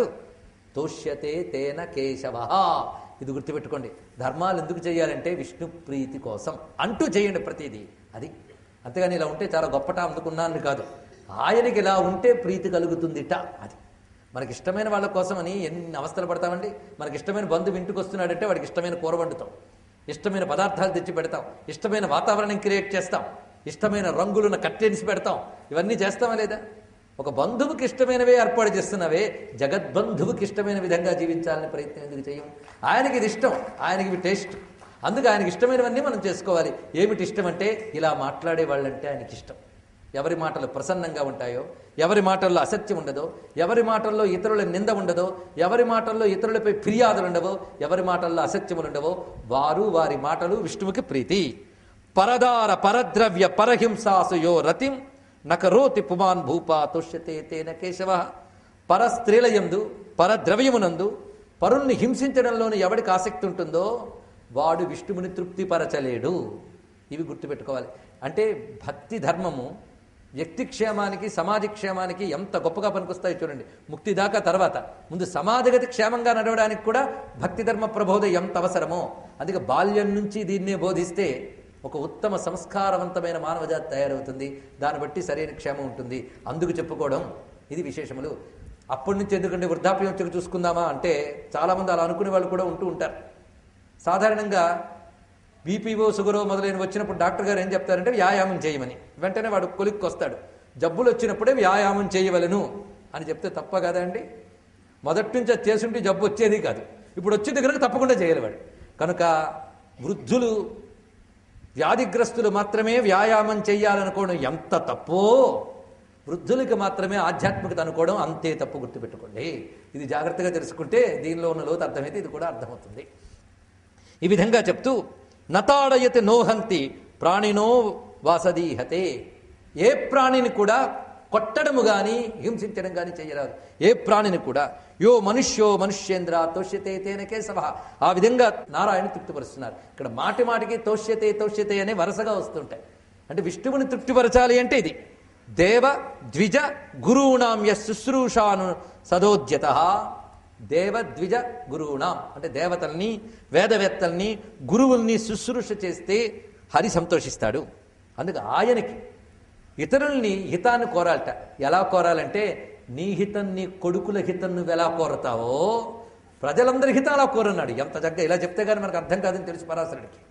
అందుకే యథాత్మచక పుత్రేషు సర్వభూతేషు యస్తథా. ఏ విధంగా తన వారికి సుఖం కావాలనుకుంటున్నావో సర్వభూతములకి ఆ విధంగానే సుఖం కోరుకుంటాడు. అటువంటి వాడు స్వామికి ప్రీతి కలిగించగలడు. ఎస్య రాగాది దోషేణ, రాగాది దోషములతో ఇతరుల మనస్సును నొప్పించేవారు విష్ణువుని తృప్తిపరచలేరు సుమా. అందుకు వర్ణాశ్రమాది ధర్మములతో పాటు ఈ సామాన్య ధర్మములు ఉండాలనగానే అడిగట్ట మైత్రేయుడు. వర్ణాశ్రమ ధర్మాలు అన్నావు కదా, వాడి గురించి వివరిస్తావా అని అడిగాడండి ఇక్కడ. ఎందుకంటే చాలా ముఖ్యం అంటున్నావు, అది చెప్తావా అంటే అప్పుడు వివరిస్తున్నాడు. 4 వర్ణముల వారికి ధర్మములు ఉన్నాయనైనా అవి జాగ్రత్తగా చెప్తున్నాను విను. ఇందులో మొదటి వాడైనటువంటి విప్రుడు గురించి చెప్తున్నారు. దానం దజ్జేద్దేవాన్ యజ్ఞే స్వాధ్యాయ తత్పర. బ్రాహ్మణుడైనటువంటి వాడు యజ్ఞ వ్యవస్థని కాపాడాలి, యజ్ఞములకు మూలమైన వేదాలని రక్షించాలి. దానికోసం వాడు నిరంతరం వాటిని అధ్యయనం చేస్తూ పవిత్రమైన జీవనం గడుపుతూ. ఎందుకంటే వేదములు మామూలు టెక్స్ట్ బుక్లు కావు, లౌకిక విద్యలు కావు. లౌకిక విద్యలు నువ్వు పడుకుని చదివినా, స్నానం చేయకుండా చదివినా ఫలిస్తాయి, అది వేరే విషయం. కానీ వేద విద్య మాత్రం పవిత్రమైన జీవన విధానం ఉండాలి. అది లోకంలో అందరికీ సాధ్యం కాదు. ఎందుకంటే ఒక్కొక్కరి జీవన విధానం, ఆచార వ్యవహారాలు, ఆహార వ్యవహారాలు ఒక్కొక్కలాగా ఉంటాయి. అందరూ అది చేస్తారు. ఆ జీవన విధానం అంటే ఎలా కుదురుతుందండి? ప్రతివాడు 12 గంటల వరకు అగ్నిహోత్రం చేస్తానంటే పంటలు పండించే వాళ్ళు ఎవరు? రాజ్యపాలన చూసేవాళ్ళు ఎవరు? అందుకు సమాజంలో ఇవి శ్రమ విభజనలు, అంతేగాని హెచ్చు తగ్గులు కావు. ఇది గుర్తుపెట్టుకోవాలి. ఈ విధంగా బ్రాహ్మణుడు ఏంటువంటి వాడు నిత్య శుచిగా ఉండాలి. ఇతడు ప్రవర్తనలో ఎల్లవేళలా సత్యాన్ని తప్పరాదు. ఇది గుర్తుపెట్టుకోండి. కొంతమంది వేదాలు చేసేస్తుంటారు, అన్నీ చేస్తూ వేదం ఉంది కదా పర్వాలేదంటారు. అసత్యాలు, పరద్రవ్యంపై ఆసక్తి, వీటన్నిటితో శౌచం మొదలైన విడిచిపెట్టేస్తారు. ఆచారహీనం నపునంతి వేదాహ, ఆచార శుద్ధి లేని వాడిని వేదము కూడా కాపాడలేదు. గుర్తుపెట్టుకోండి. అందుకు ఇక్కడ చాలా ముఖ్యం. అయితే సర్వభూత హితం అనేటువంటిది విప్రుడికి చాలా అవసరము. అతడి జీవితం తపస్సు కోసం చెప్పబడింది తప్ప భోగముల కోసం చెప్పబడలేదు. ఇతరులు భోగాలను అనుభవించిన ప్రమాదం లేదు, కానీ బ్రాహ్మణుడైన వాడికి భోగములపై ఆసక్తి ఉండకూడదు. వాడు నిరంతరం తపించవలసినదే, తపస్సు చేయవలసినదే. ఇహ క్లేశాయ తపసే ప్రత్యత్వనుపమం సుఖం అన్నారు. వాడు తపస్సు కోసమే వాడి జీవితాన్ని వినియోగించగవాలి. ఇప్పుడు భోగలాలస పెరిగి తపస్సును పక్కన పెట్టేస్తున్నాం. ఇది ముఖ్యమైన అంశంగా ఇక్కడ చెప్తున్నారు. ఈ విధంగా అతడు దానాలు పుచ్చుకోవడమే కాదు, దానాలు ఇవ్వాలన్నాడు ఇక్కడ. వీలైనంత వరకు అపరిగ్రహ వృత్తితో, అంటే ఇతరుల నుంచి పుచ్చుకోకుండా ఉండడానికి ప్రయత్నించాలి. పుచ్చుకుంటే తత్పాపం వీడికొస్తుంది. దాని వృత్తి కోసం జపం చేసుకోవాలి, శుద్ధంగా ఉండాలి. ఈ విధంగా విప్రధర్మములు చెప్తూ ఇతడు ఎల్లవేళలా త్రికాల స్నానములు చేస్తూ అగ్నిహోత్ర పరాయణుడై సర్వ ప్రాణికోటికి హితం కోరాలి. బ్రాహ్మణుడు గురుస్థానంలో ఉంటూ ఇతర వర్ణములు వారిని, ఒక గురువు శిష్యుల్ని ఎలా ఆదరిస్తాడో అలా వాళ్ళ హితం కోసం ధర్మబోధ చేస్తూ ఉండాలి. తాను చదివిన వేదం, తాను చెప్పుకున్న పురాణములు, వీటిలో ఏ ఏ ధర్మాలు చెప్పారో అవన్నీ అందరికీ బోధిస్తూ వాటిని వ్యాప్తి చేయడం వీళ్ళ యొక్క బాధ్యత. అంతేకాదు యజ్ఞయాగాది క్రతువులు చేయించి వారిని పవిత్రమైన జీవన విధానంలో ఉంచి సమాజంలో మిగిలిన వారిని పాపరహితులను చేసి వారికి సుఖం కలిగించడానికి అలౌకికమైన యజ్ఞములనే ఉపాయాల్ని అతను నిర్వర్తింపజేయాలి. దానికి తగ్గ పవిత్రమైన జీవనం కలిగి ఉండాలి సుమా.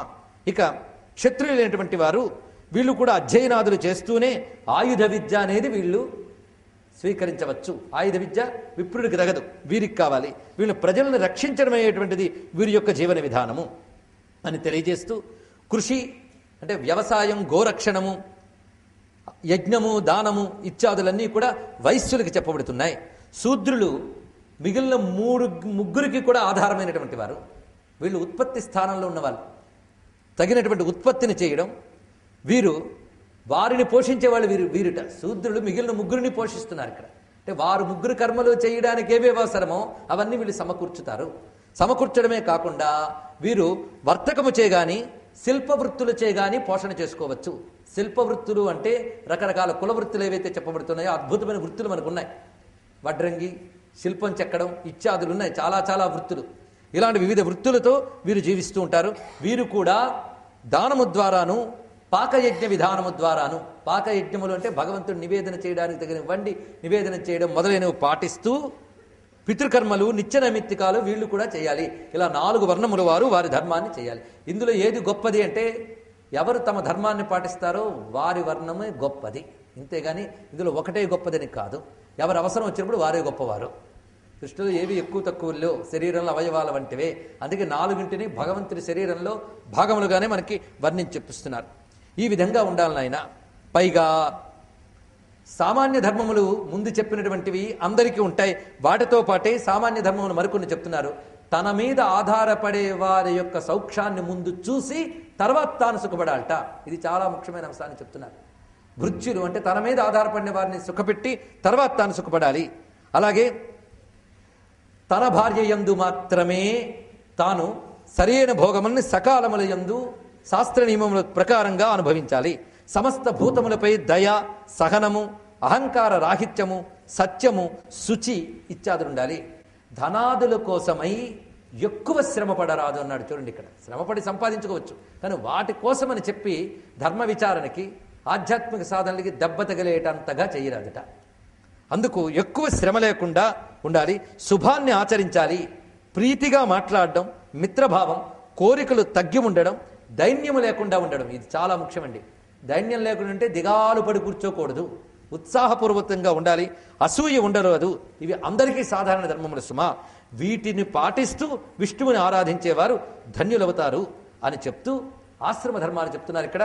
బ్రహ్మచర్య, గృహస్థ, వానప్రస్థ, సన్యాస. పైగా ఈ రోజుల్లో బ్రహ్మచారి అంటే పెళ్లి కాని వాడు బ్రహ్మచారి, పెళ్ళైతే గృహస్థు, తర్వాత వానప్రస్థు అంటే వృద్ధాప్యం ఏం చేయలేకపోతే వాడు వానప్రస్థు, ఏమీ తోచ కాషాయ బట్ట వేసుకుంటే సన్యాసి. అంతేనా?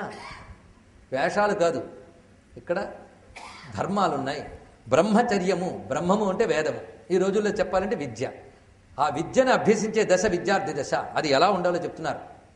గురువుని ఆశ్రయించి గురు శుశ్రూష.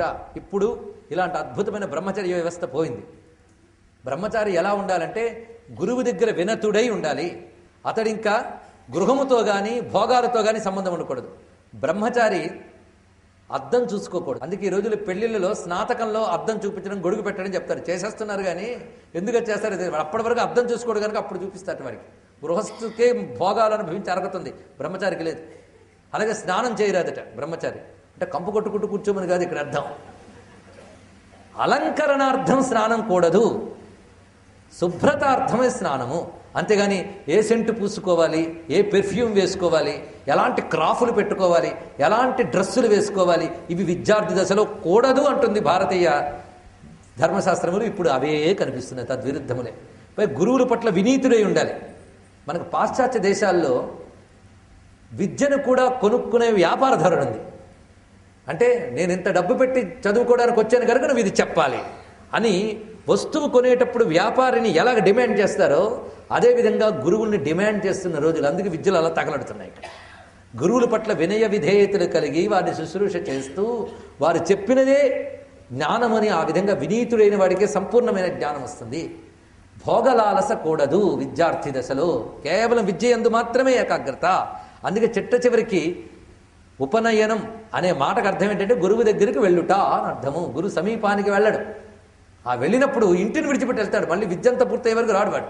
ఎందుకంటే గృహంలో మోహం, జాలి ఇత్యాదులుండి పోన్లే ఈ పూటకి ఇలా కానీ అనేటువంటి పద్ధతులు ఉంటాయి. గురువు దగ్గర అంత శిక్షితుడై విద్య నేర్చుకున్నవాడు తర్వాత గృహస్థాశ్రమంలోకి వెళ్తాడు. గృహస్థాశ్రమం అంటే పెళ్లి చేసుకుని కాపురం చేయడం మాత్రం కాదు. గృహ వ్రతులు వేరు, గృహస్థాశ్రమం వేరు. మన అనేక మార్లు విషయాన్ని చెప్పుకున్నాం. గృహస్థాశ్రమంలో ప్రధానంగా పంచయజ్ఞాలు చేయడానికి గృహస్థాశ్రమం, అది పాటిస్తూ అతిథి సేవ చాలా ప్రధాన సుమా. ఎందుకంటే మిగిలిన ఆశ్రమాల వాళ్ళందరూ గృహస్థు మీద ఆధారపడి ఉన్నారు. అది గృహస్థాశ్రమం చాలా గొప్పది. కానీ గృహస్థాశ్రమం చాలా గొప్పది కనుక గృహస్థాశ్రమం స్వీకరించి తీరాలి అంటే ఒక మాట చెప్తున్నాడు. బ్రహ్మచారి వివేక వైరాగ్యాలు కలిగి బ్రహ్మజ్ఞానంపై ఆసక్తి కలిగి ఉంటే గృహస్థాశ్రమం స్వీకరించకుండా నైష్ఠిక బ్రహ్మచారిగా జీవితాంతం ఉండవచ్చు. అది చెప్తున్నారు. అందుకని గృహస్థ అయితే కానీ ముక్తి రాదని కాదు. ఇప్పుడు గృహస్థ అయిపోతే అంటే అర్థం పెళ్లి చేసుకుంటే ఇంకా తర్వాత గృహస్థకి పర్వాలేదు రండి అంటూ అన్ని ధర్మాలు పక్కన పెట్టేసే స్థితి వచ్చింది. ఇప్పుడు నిజానికి గృహస్థాశ్రమాలు లేవు, కానీ గృహాలు ఉన్నాయి, గృహవ్రతులు ఉన్నారు. గృహస్థాశ్రమం లేదు. అంటే భార్యాభర్తలు కలిసి పరంపరాగతమైన ఒక సనాతన ధర్మాన్ని, సదాచారాన్ని పాటించాలి. అదే గృహస్థాశ్రమం. అది పాటించినప్పుడే గృహస్థాశ్రమం ముక్తినిస్తుంది. అంతేకాని ఊరికినే బ్రహ్మచర్యం కంటే గృహస్థాశ్రమం గొప్పదని చెప్పడం కాదు ఇక్కడ విశేషం. ఇలా ఉన్న గృహస్థాశ్రమం, ఈ గృహస్థాశ్రమం గృహాగతానాం, గృహానికి వచ్చేటువంటి వారందరికీ ఒక ఆశ్రయం ఇస్తుందండి. అందుకే గృహస్థాశ్రమం గురించి ఎలా చెప్పారంటే పక్షులన్నిటికీ చోటు ఇచ్చే ఒక చెట్టు లాంటి వాడు గృహస్థ అన్నారు. ఎంత చక్కటి మాట చెప్పారు. మిగిలిన 3 ఆశ్రమంలో ఉన్నవాళ్ళు యోగులు వీళ్ళందరిని ఎవరు పోషిస్తారు? గృహస్థే పోషిస్తాడు. అందుకే గృహస్థాశ్రమంలో ప్రధాన ధర్మం ఆ ఇంట్లో దేవతల్ని, పితృదేవతల్ని ఆరాధించుట, అతిథుల్ని ఆరాధించుట, ఇతర ప్రాణికోటిని పోషించుట, నిరంతరం ధర్మ గ్రంథాలని అధ్యయనం చేయుట ఇత్యాదులన్నీ గృహస్థాశ్రమంలో జరగవలసినటువంటి పనులు. అందుకే ముఖ్యంగా ఇందులో అతిథి పూజ చెప్తున్నారు. గృహస్థు అంటే వాడు కుటుంబ సభ్యులు వండుకు తినే ఇల్లే ఇల్లు కాదు, గుర్తుపెట్టుకోండి. అతిథి అభ్యాగతులను ఆరాధించాలి. అందుకే అతిథిర్యస్య భగ్నాసో గృహాత్ ప్రతి నివర్త్యతే సదత్వా దుష్కృతం తస్మై పుణ్యమాదాయ గచ్చతి. ఎవరి ఇంటికి అతిథి వచ్చి ఆశాభంగం చెంది వెళతాడో, అంటే నీ ఇంటికి వచ్చి ఏదే తినచ్చు అనుకో నాకు అతిథి వస్తాడు, వచ్చేటప్పటికల్లా నీ ఇంట్లో తిండి లేదని చెప్పేవనుకోండి, ఏం జరుగుతుంది అంటే అతడు ఇంతవరకు నువ్వు చేసుకున్న పుణ్యం పట్టుకుపోయి అంతవరకు అతడు చేసుకున్న పాపం నీకు ఇచ్చిపోతాట. ఇది గుర్తుపెట్టుకోండి. అందుకే ఇంటికి ఎవడు రాకపోతేనే బాగా పాపాలు ఇచ్చే గంట అని అనిపిస్తుంది కదా, అది కాదు ఇక్కడ అర్థం. అతనికి పెడితే విష్ణువు సంతోషిస్తాడు. అతిథి దేవోభవ, ఆ మాట మర్చిపోవద్దు. కనుక ఇంటికి వచ్చిన అతిథిని మనిషిలా చూడడం కాదు, అబ్బా ఇప్పుడు వీడికి ఎవడు పెడతాడలేదు అని అనుకున్నాడా. భగవంతుడు ఇచ్చింది పెట్టకపోతే తర్వాత జన్మల్లో పుట్టదు, గుర్తుపెట్టుకోండి. ఇక్కడ ఇచ్చింది పెట్టాలి. ఎన్ని పుణ్యాలు చేసుకుంటే ఇప్పుడు ఇచ్చేవారండి. అది కూడా పెట్టకుండా బతికే బతుకు ఒక బతుకేనా? కానీ గృహస్థు అంటే అతిథి అభ్యాగతులను ఆరాధించేవాడే గృహస్థు. ఇది అతిథి పూజ అనే దాన్ని ఇక్కడ ప్రధానంగా చెప్తూ, ఇలాంటి గృహస్థాశ్రమాన్ని నిర్వర్తించి తర్వాత తన పరంపరగా వచ్చిన ధర్మాన్ని తిరిగి అనుష్ఠించడానికి తగిన పుత్రులు లభించినప్పుడు వారికి దాన్ని అప్పగించి అప్పుడు తాను గృహం నుంచి వెలుపలికి రావాలి అన్నాడు ఇక్కడ. అప్పుడు వానప్రస్థాశ్రమ స్వీకారం. ఒకవేళ భార్య నేను రాను అని వానప్రస్థాశ్రమానికి రానంటే ఆమెని పుత్రుల వద్దనే ఉంచి తాను వెళ్ళాలి. ఆమె వస్తానంటే తీసుకువెళ్ళొచ్చు కానీ బలవంతంగా తీసుకెళ్ళరాదు. ఎందుకంటే ఆమెకి ఎక్కడ సుఖమో, మీతో పాటు అడవుల్లో కష్టాలను ఎవడి పడతాడండి. హాయిగా పిల్లల దగ్గర ఉంటారంటే ఉండమనాలంటే, ఎందుకంటే ఆమెను కష్టపెట్టకూడదు. ఇతరు వెళ్ళాలి. వెళ్ళి గ్రామ్య వస్తువులను అప్పటి నుంచి వాడకూడదు. గ్రామ్య వస్తువులు అంటే గృహస్థాశ్రమంలో అప్పుడప్పుడు భోగాలు అనుభవించవచ్చు, ఎందుకంటే అందరికీ పెడుతున్నావు కనుక కొన్ని అనుభవించవచ్చు. పెట్టకపోతే అనుభవించే హక్కు లేదండి, ఇది గుర్తుపెట్టుకోవాలి.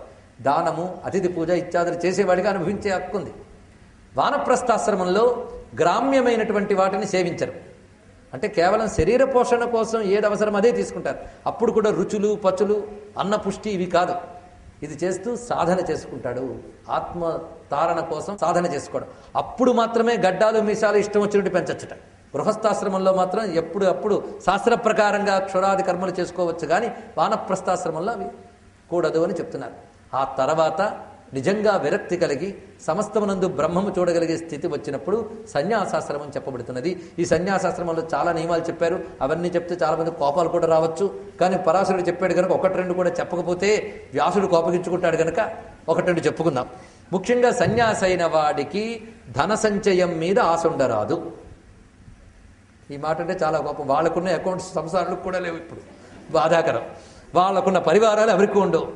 సన్యాసం అది నిజానికి సన్యాసాల్లో తాను సర్వమునందు బ్రహ్మమును చూడ్డానికై సాధన చేసే సన్యాసాన్ని వివిధిషా సన్యాసం అని అంటారు. అంటే ఈ గృహస్థ వానప్రస్థ జీవితాల్లో ఆత్మవిచారణకు అవకాశం లేదు కనుక కర్మల్ని సన్యసించి, కర్మల్ని స్వీకరించడానికి ఉపనయనాది పద్ధతులు ఎలా ఉన్నాయో కర్మల్ని సన్యసించడానికి ఒక దీక్షా విధానం ఉంది. అంతేగాని నాకు వైరాగ్యం వచ్చిందని వన్ ఫైన్ మార్నింగ్ కాషాయ గుడ్డలు కట్టేసుకుని వెళ్ళిపోతున్నానండి. కొంతమంది కాషాయ గుడ్డలు ఫ్యాంట్ షర్ట్లుగా కట్టుకుని సన్యాసులు కూడా కనిపిస్తుంటారు. ఇంకా చెప్పేది ఉంది, చాలా ఉంటాయి. అంటే ఇక్కడ ఎవరిని నిందించడం అని కాదు, సన్యాసి యొక్క స్థితి ఏమిటి. ఆ సన్యాసి స్థితిలో వివిధిషా సన్యాసం అంటే కేవలం ఆత్మవిచారణ కోసం అన్ని భోగాలు పరిత్యజించి సర్వమునందు బ్రహ్మమును చూడ్డానికి మహావాక్య స్మరణ చేస్తూ చరిస్తూ ఉంటాడు. అతడు నిజానికి ఎక్కడా స్థిరంగా ఉండట. ఎలా ఉండాలంటే గ్రామంలో అయితే ఒక రాత్రి మాత్రమే ఉండాలి, పట్టణాల్లో అయితే 5 రాత్రులు మాత్రమే ఉండాలి. అది కూడా ఒకరి మీద ప్రీతి ఒకరి మీద ద్వేషం అని. ఆ సన్యాసి గారికి నేనంటే చాలా ఇష్టం అండి, ఆయన అంటే చాలా పడదండి అంటే వాడు సన్యాసి గడవాడు. ఒకరి ఎందు ప్రీతి కానీ ఒకరి ఎందు ద్వేషము కానీ రెండు ఉండవు. యతి అయినటువంటి వాడు ఎక్కడా స్థిరంగా ఉండడు. పట్టణాల్లో అయితే 5 రాత్రులే ఉంటాడట, అది కూడా ఊరి చివర. యోగ్యులు శుచి కలిగిన గృహముల్లో వారు వంటలన్నీ పూర్తయిపోయిన తర్వాత వెళ్ళి పోషణార్థం ఏదవసరమో అది మాత్రమే శుచిగల గృహంలో తీసుకుంటాట వాడు. ఇది సన్యాసి చెప్పే ధర్మాలు. ఈ సన్యాసాల్లో రకరకాల సంప్రదాయాలు ఉన్నాయి. ఒకరికి విద్య నేర్పవలసిన బాధ్యత కలిగిన సన్యాసాల్లో సరస్వతి సంప్రదాయం ఇత్యాది సంప్రదాయాలు ఉన్నాయి. ఇంకా కుటీచక మొదలైన ఉన్నాయి. గిరి సంప్రదాయం అని ఇత్యాది వివిధములైనటువంటి నామములతో ఉపనిషత్తులు చాలా చెప్పాయి. ఇలాంటి సన్యాసాశ్రమం గురించి చెప్పారు. ఇది వైరాగ్య సంపన్నుడైనటువంటి వాడి విషయంలో ప్రస్తావించిన అంశములు. ఈ విధంగా చాతుర్వర్ణ్యములు, చతురాశ్రమాలు వీటి గురించి చెప్పిన తర్వాత గృహస్థాశ్రమం ప్రధానమైనటువంటిది కనుక గృహస్థాశ్రమ ఆచార ప్రశంస అనేది చేస్తున్నాడండి. ఇక్కడి నుంచి గృహస్థులు చేయవలసిన విషయములు కొన్ని చెప్తున్నాడు. అంటే మనందరికీ పనికొచ్చేటువంటి అంశములు ఇందులో చెప్పబడుతున్నాం. అందరం గృహస్థులమే కదా, కానీ గృహస్థులైన వాళ్ళకి పనికొచ్చే అనేక అంశములు, ఇవన్నీ సదాచారములు. ఇవన్నీ ఎక్కడి నుంచి మొదలెట్టుకున్నాం అది మర్చిపోవద్దు. ఏ ప్రశ్న వల్ల ఇవన్నీ వచ్చాయి? విష్ణువుని ఎలా ఆరాధించాలి, ఏమి చేస్తే విష్ణువు సంతోషిస్తాడు అనే ప్రశ్నకి సమాధానాలు. కనుక ఇవన్నీ ఎందుకోసం? ఇలా బ్రతికితే విష్ణువు సంతోషిస్తాడట అని నువ్వు బ్రతకడానికి ప్రయత్నిస్తే తప్పకుండా ఆయన సంతోషిస్తాడు. ఈ సదాచారానికి ఆధార గ్రంథాలు ఏమిటో కూడా పరాశరుడు చెప్తున్నాడు. అంటే ఆయనకి ఏమితో చేయో అవన్నీ సదాచారం చెప్పేయడం కాదు. కొంతమంది తామేం చేస్తున్నారో అదే ఆచారం అని చెప్తారు, అదొకటి ఉంది. అది కాదండి ఇక్కడ. ఒక ఆయన పాపం మంత్రజపం చేస్తున్నాడు. మంత్రజపం చేస్తున్న వాళ్ళు వెల్లుల్లి తినకూడదు. ఎవరు? మంత్రజపం సాధనలో ఉన్న వాళ్ళకి. కానీ 24 గంటలు కుక్షింభరత్వంతో ఉన్న వాళ్ళ విషయం వేరు. వీళ్ళకి చాలా. వాడేమో వీక్నెస్, అది వదులుకోలేడు. మంత్రజపం చేస్తున్నా తింటున్నాడు, అది వాడి వీక్నెస్. కానీ అది శిష్యులకి చెప్పి మంత్రజపం చేసినా పర్వాలేదు తినొచ్చు అని చెప్పకూడదు. అది గుర్తుపెట్టుకోండి ఇక్కడ. కనుక నేనేం చేస్తున్నాను అది ఆచారం కాదు, శాస్త్రం ఏం చెప్పిందో అది ఆచారం. నేను చేయలేకపోవచ్చు, నా శిష్యుడు నాకంటే గొప్పవాడేమో, చేస్తాడేమో, చెప్పాలి. అది గుర్తుపెట్టుకోండి. గురువు అటువంటి స్థితిలో ఉండాలి. అంతేగాని తన గురించి ఎక్కడేమనుకుంటాడో అని తాను చేసిందే ఆచారం అని చెప్పిస్తే భ్రష్టుడైపోతాడు. భాగవత ధర్మములు అంటే సదాచారముతో కూడినటువంటి స్వధర్మము. అందులో గృహస్థుకి సంబంధించినవే చెప్తున్నాడు ఇక్కడ. ఎందుకంటే వాళ్ళ గురించే ఆచారం అనేది ప్రధానంగా వస్తున్నది కనుక గృహస్థులు పాటించవలసిన సదాచారములు చాలా చెప్పారు ఈయన. ఆ చాలా వాటిలో ప్రాక్టికల్గా ఇప్పటి కాలానికి అనుసరించి ఏవేవి పనికొస్తున్నాయో వాటిని స్వయంగా కృషి చేసి తెచ్చుకుని శ్రద్ధగా మథనం చేసి మీకు అందివ్వడానికి సిద్ధంగా ఉన్నది వస్తువు. దాన్ని గ్రహించబోతున్నాం. సర్వం శ్రీ నారాయణార్పణమస్తు. స్వస్తి.